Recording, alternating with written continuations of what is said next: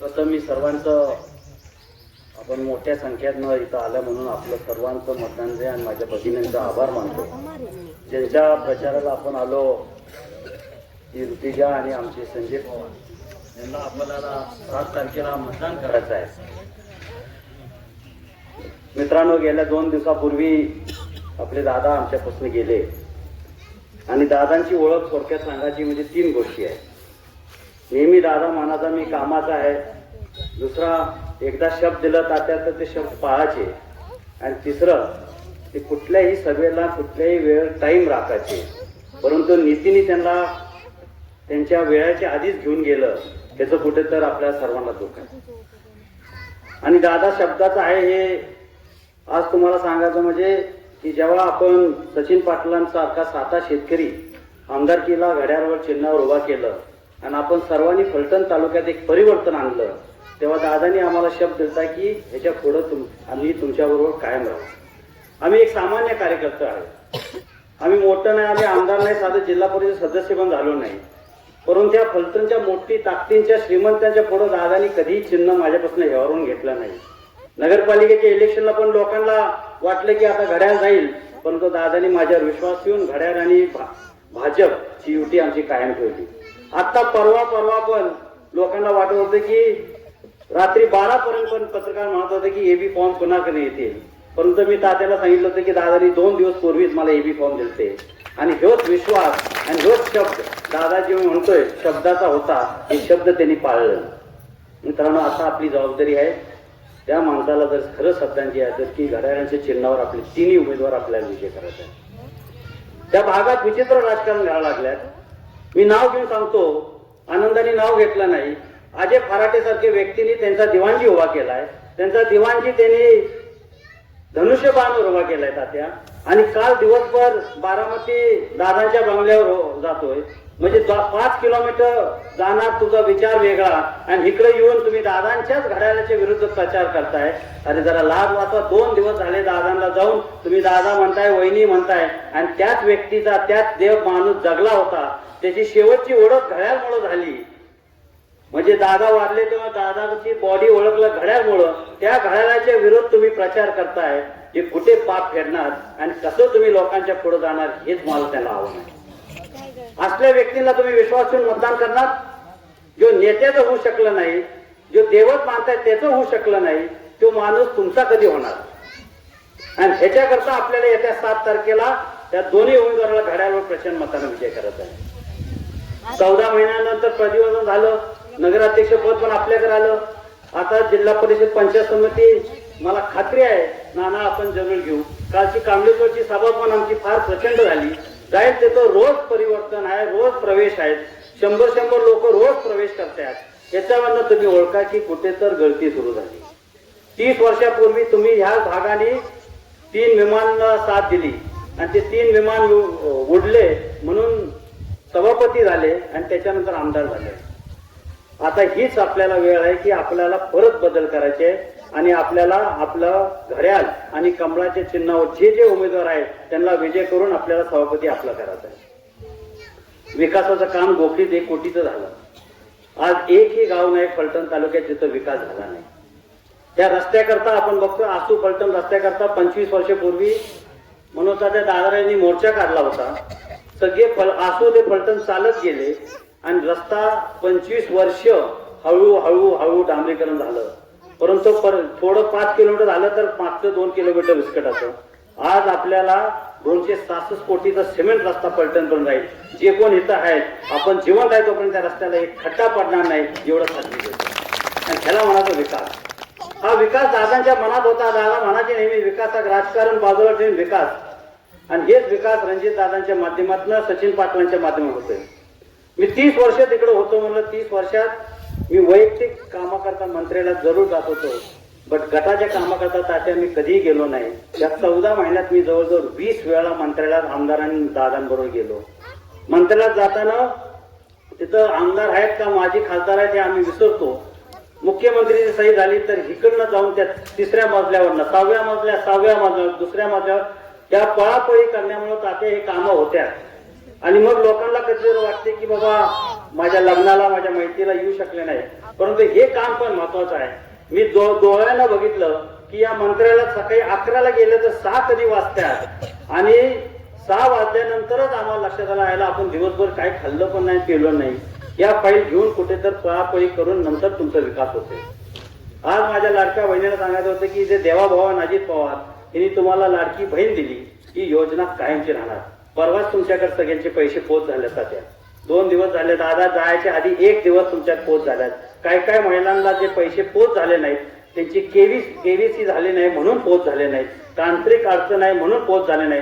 तर ते पण तांत्रिक अडचण तुम्ही बँकेतनं दूर करा, तुमचे पैसे पोच होतील. येत्या 7 तारखेला त्यांना मतदान का करायचं? आपलं श्रीराम साखर कारखाना आपल्या तालुक्याचा आर्थिक केंद्रबिंदू आपण मानतो. पूर्व भाग म्हटलं, गोपी भाग म्हटलं तर ऊसाचा दर आणि ऊस नाना हा आपला प्रामुख्याने प्रश्न होता. मी विरोधकांना आज एक विचारतो की बाबा पहिल्यांदा श्रीराम कारखाना तुमच्या ताब्यात दिला, अण्णांकडनं घेऊन तुमच्या ताब्यात दिला, आपल्याला 1 वर्षात आम्ही चालवायला यशस्वी ठरलो. मग आपण निर्णय घेतले की दुसऱ्याला चालवायला द्यायचं. दुसऱ्याला चालवायला दिलं तरी आपण मान्य केलं, ठीक आहे. परंतु जेव्हा दुसरा करार झाला तर दुसरा करार आपण साधं एक किराणा मालचं दुकान घेतलं 5 वर्षाकरता आणि परत ते भाड्याने दिलं. 500 रुपये भाडं असलं तर पुढच्या 5 वर्षात आपण ते 700 करतो. तिथं 100 रुपये टनाचं भाडं होतं ते 100 रुपये टनाचं भाडं 50 रुपये केलं. की नुकसान शेतकऱ्याचं झालं. आज दादांचं स्वप्न होतं की श्रीराम कारखाना पण दादांच्या ताब्यात यावं आणि माळेगाव श्रीराम एकासारखं त्यांनी एका मॅनेजमेंट मध्ये चालवायचं. आणि ह्याच्याकरता आपल्याला मतदान दादांना करायचं आहे. दूधसंघ सारखं सत्ता पण आपण त्यांच्या ताब्यात दिली. दूधसंघ जेव्हा ताब्यात दिली तेव्हा 1.25 लाख लिटर दूध संघात होतं. आज काय परिस्थिती, तेव्हा दूध संघाची लिलाव निघाले आणि त्यावेळेला गोविंदचं 5,000 कलेक्शन होतं. आज गोविंद 5 ते 6 लाख कलेक्शन गेलं. म्हणजे तुम्हाला धंदा करता येते पण तुम्हाला सहकारी लोकांची संस्था तुम्हाला चालवायची भूमिका नाही. आणि ह्याच्याकरता आपल्याला मतदान घड्याळाला करायचं आहे. ज्या नेत्याच्या पक्षाची नेशनल आहे, ज्या साहेबांनी तुम्हाला 25 वर्ष मंत्रीपद दिलं, सभापती पद दिलं, जे सभापती पद मुख्यमंत्रीपेक्षा मोठा असतो, त्या साहेबाला तुम्ही एका मिनिटात सोडलं, परत त्याच्या बरोबर गेला, परत त्याला सोडलं. म्हणजे सगळं सत्याकरता नसते. कुठे तर आपल्याला एकमेकाची नाळीच जोडली असते. आपण एकामेकाचा उपकार असतात आणि ते उपकारची जाणीव आपण ठेवायला लावते. 5 वर्ष आपण बिन सत्याचं बसला असता तरी तुमची किंमत वाढली असती तात्या. तर तुम्ही 1 महिना पण बसू शकत नाही सत्याच्या बिना. याचं कुठे तर फलटण तालुक्याने उत्तर द्यायला पाहिजे आणि हे उत्तर तुम्ही 7 तारखेच्या मताच्या पेटीतनं द्यायला पाहिजे असं माझं तुम्हाला आव्हान आहे. पूर्व भाग हा नदीकडेचा भाग नेहमी आपण बारामतीचा आपलं दळणवळण असते. काय झालं तरी आपलं सर्व आपला कुठलाही माणूस आजारी पडला तर पहिला आपण बारामतीला धाव घेतो. आपलं धान्य तिकडच जाते, आपलं व्यवहार सगळे तिकडे असतात का आपण जवळ आहे. आणि त्याच्याकरता तुमचा गोकीचा पूल पहिला मंजूर केला आणि मग आम्हाला आसूकरांना पण पूल पाहिजे होता. गोकीचा आणि आसूचं अंतर 1-2 किलोमीटर असेल. आणि जेव्हा आम्ही सर्वांनी दादांना ते पूल मागितला, आमच्या दादांनी ते पूल 20 कोटीचा पूल आम्हाला दिलाय. काम सुरू आहे आणि ते भौगोलिक प्रोसेस ह्याला म्हणायचं विकास आणि विश्वास. हा विश्वास आपल्याला तोडायचा नाही आहे.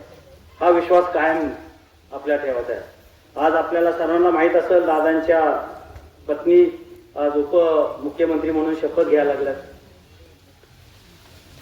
त्यांना 10 दिवस दुःख पण घरी बसून करता येत नाही. शेवटी जबाबदारी असते, शेवटी शासन असते आणि त्या पद्धतीने नाना चालू राहायचं असते. मित्रांनो,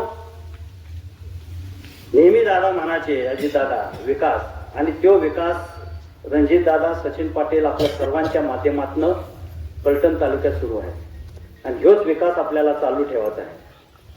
विरोधक नुसतं आपल्या पुढे येणार, काय टीका करणार. लहान बाळ येते ते तर फारच टीका करते. म्हणजे वय बघत नाही, माणसं बघत नाही. मी कुणावर टीका करायला येतो उभा राहिलो नाही. मी कुणाची लाईन येतं नाना छोटी करण्याकरता माझा उद्देश नाही.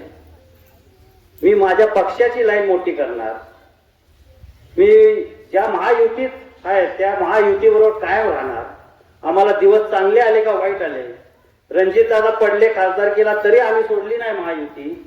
आम्ही त्यांच्याबरोबर ठाम राहिलो आणि एक जिद्द पाळलं की आमदार आपण निवडून आणायचा. त्यांच्यासारखं आम्ही पक्ष बदलले नाहीत, त्यांच्यापेक्षा आम्ही नेतृत्व बदललं नाही.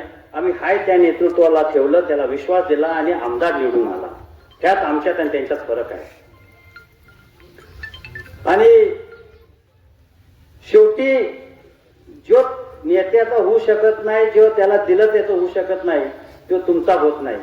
मी जास्त वेळ घेणार नाही, ऊन भरपूर तावते, सभा उशिरा झाली, परंतु जाता जाता आपल्याला एक विनंती करून जाणार. आपण जे इथं आल्या, आपण जे इथनं भाषण ऐकताय, आपण मायक्रो तात्या इलेक्शन करा की प्रत्येक माणसाला एक 100-200 मताची जबाबदारी द्या.